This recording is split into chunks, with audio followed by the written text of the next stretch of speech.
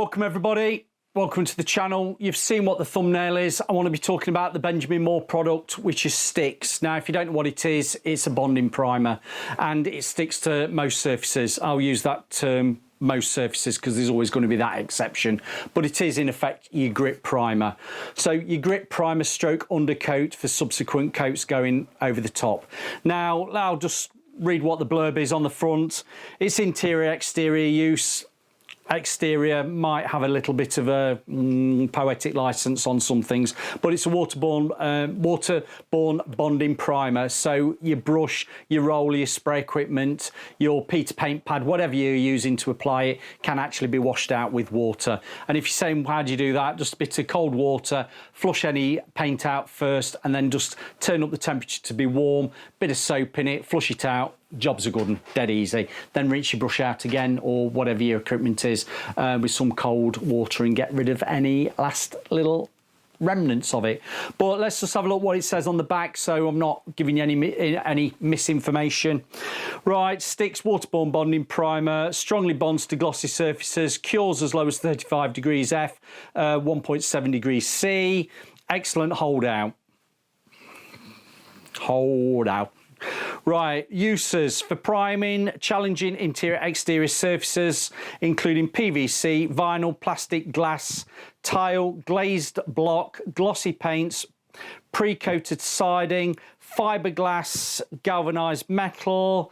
It's also ideal for plaster, drywall and wood substrates in commercial, institutional and residential applications. Do not use below grade or where continuous water contact is common.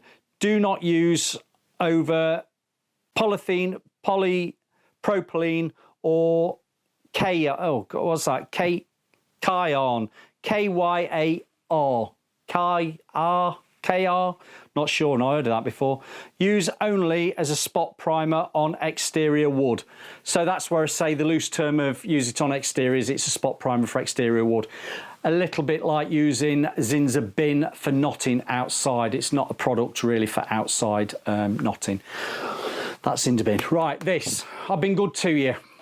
I've got a door that was previously painted in oil-based Mirinol. Now that had Otex oil-based undercoat on, and then it's had 2 coats of Mirinol gloss. That's all nice and hard. It's been nibbed down with a fine pad to get a key. And then what I've done for you, I've already pre-coated that gloss surface with STiX. Now you're saying, why are you doing that? Now, some of the Benjamin Moore products aren't really suitable for going over a glossy problem surface, and I'm going to use the word problem surface when it comes to glossy surfaces. Aurora, if you've seen that video on Aurora, also ScuffX are other products that if you are going over a problem surface, I would advise to be using STiX, particularly if it's previously been an oil gloss. If you are starting new build work, there is another product called Fresh Start. That'll be another video in the future. But for today, we've got STiX. It's on this glossy surface. It's had 1 coat this morning. Now it tacks off and goes off within about half an hour. 3 to 4 hours is your actual drying time for before you can recoat. I'll just make sure I've got that right on the back of the can. I think I am correct. Yeah, recoat time is 3 to 4 hours, but before you actually start putting your finish coats on, i.e. your finish coats, either your Aurora, your ScuffX or anything in between, it does say next day, so 24 hours. But as I say, I've already got a coat on there for you now. You can see, because I've taped it off, I'm leaving a gloss panel there. I'm also taping off another gloss, well, another panel there that was gloss that's had 1 coat on it, because what I'm going to be doing now is coating all this door up with a second coat of it to see what the opacity is like once it's had 2 coats. The opacity is not fantastic over a dark colour like that, so just for the proof of what's it like with a second coat to give body, I'm going to give it 2 coats. But when this door is all dry, and in the future I will be using this door for an experiment of using other Benjamin Moore products, probably a ScuffX in semi-gloss, and I want to see what it goes like over 2 coats of STiX, over 1 coat of STiX, and over no coats of STiX. So going over a pure well, nib down gloss panel on that door, on Doris the door. So before we get carried away with anything else, let's get a coat on to start seeing what it's like. I've got my paint kettle, my brush of choice. You know, I always do these paint testing with my Knorr brush. It's a lovely brush for applying paint on Doris. I've just got it on a paint kettle and I'm working from one side of the kettle, paint tub, whatever you want to call it, and I've just got a small amount of paint in. Smell. Oh, proper nappy bucket smell. So if anybody doesn't know what a nappy bucket smell is, it's proper ammonia. Yeah, that's going to be a good paint. We know this is going to be good. Right, we're starting at the top. We're doing the mouldings first, then we do that little panel there. Application wise, goes on really nice, particularly on itself. It did pull slightly over the gloss, but I knew I was going to be giving it another coat, but not to worry, we are coming on with the second coat now. Now, some people are going to say to me, well, why don't you just go over your gloss surface with your Benjamin Moore, Aurora, or other paints like that? Well, particularly if you are using a gloss paint, you might find it scissors over a surface that's previously glossy. It's all to do with surface tension. I'm going to say it's all stuff we learnt at college, but there's probably other people that didn't go to college that also know that, and they also know about surface tension and how paints react over different products. But that is one panel done. The opacity is not bad at all. There's a little bit of grinning up there. I'll do one more, and then what I'll do, I will come back tomorrow, see what it's all like dry, and we'll get a conclusion on what the actual opacity of two coats is. We'll look at the one coat and we might just try a little bit of a nail scratch test on it. So let's crack on and see how we go. Not looking bad. Make sure when you lay off, tips the bristles. That's top tip Tuesday. Tips the bristles for laying off. Wipe your brush down so you're not putting any more paint on. But yes, I will see you tomorrow. I'm going to crack on. Have a good evening.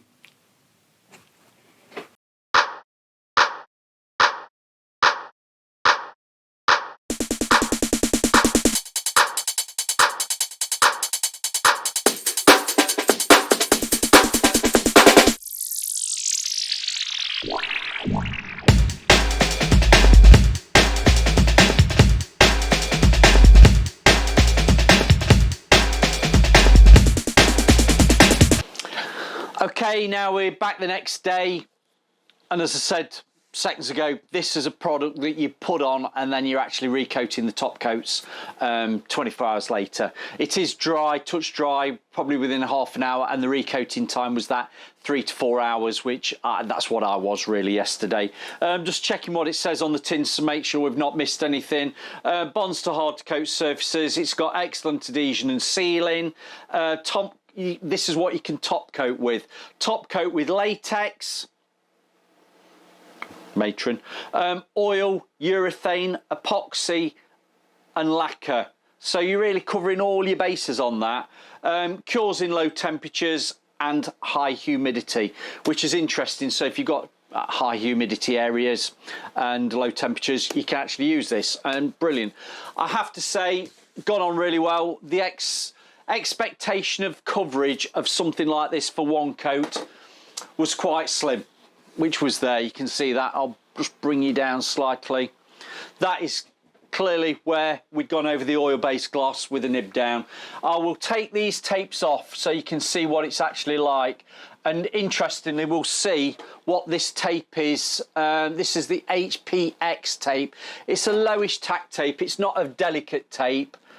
But let's just see what this tape's like for being on the edges and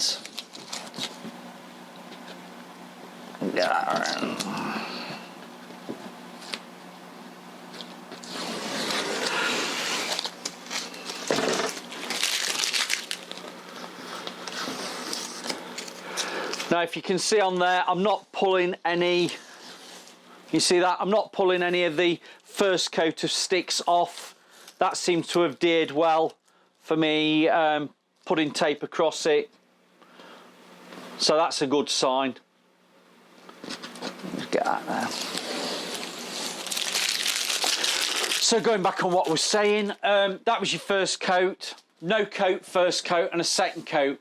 Now this, I'll say it's a brilliant opacity coverage paint, but we're not looking at it as an opacity paint. What I would say is, if you've got dark surfaces, if you've got dark things that you need to cover, and you know that the paint over the top is going to be a white paint, quite possibly you would be better giving an extra coat of this than trying to do an extra coat of your top coat. So this door, the next coats of paint that I will be putting on this door, I've got it down here. When I've got time, I'll do it. I'm going to use the STiX, and I'm going to use the semi-gloss, and I'm going to do it on this surface. And we will see what this semi-gloss is like from STiX, Benjamin Moore, because we will then be able to see what STiX for 2 coats covers like over a gloss surface. I wouldn't advise that. I'd always say get a coat of the grip primer on the STiX. So we will see what it's like with a gloss surface to paint over, what it covers like opacity over 1 coat of the STiX, and then clearly the second coat of the STiX, which is the main part of the door. We will see what that is like doing a door which has got multiple layers on it, i.e. no layer, 1 layer, 2 layer. All in all, I'm impressed with that. Let's just have a quick, I have got, and we will come back in the future, I've done my sample boards. You know, I'm trying to do sample boards now on a laminate floor, which is a funny, unusual surface. We've done 1 coat of STiX and we've done 2 coats of STiX. I will come back in the future, like I've got multiple boards on the go. I will come back and I'll do a review on paints and seeing how they adhere. Bit of a scratch test going straight over things like this, but that will be another video. Time, it's having time to do it. But all in all, let's just have a look. If I just go with my nail, don't forget this is only 24 hours in. Let's go with the first coat. If I go with my nail, if I press hard enough, I can try and get a bit of paint off, but as a scratch test with me now, that seems pretty good.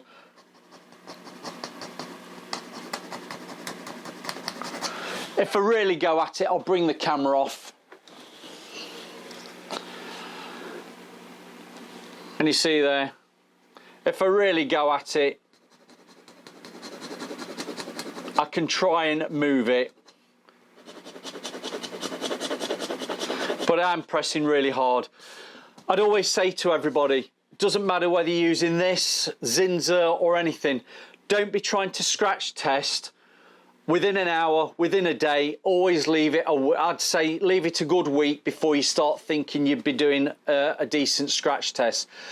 Stuff like Bedek MSP, you know, that's a bit of an all-in-one sort of product. That's not cured for 30 days. So don't try and do it straight away. Give yourself a bit of time for things to cure naturally, as they probably need to do. But all in all, I'm quite impressed with that. It's one of those paints that you're going to use if you've got a problem surface, if you're going over surfaces that you think, oh, what should I do? This is what you're going to need, particularly if you are using Benjamin Moore products. I always say hand in glove, and this is a bit of a hand in glove product for that. But yeah, next time you'll see Doris the Door in this state, I will be doing STiX over it. So thanks for listening. Questions, don't forget, super thanks. And anybody who wants to buy me a coffee, if you're finding these reviews of testing paint useful and it's saving you money not buying paints or buying paints, a nice coffee is always appreciated. See you on the next one.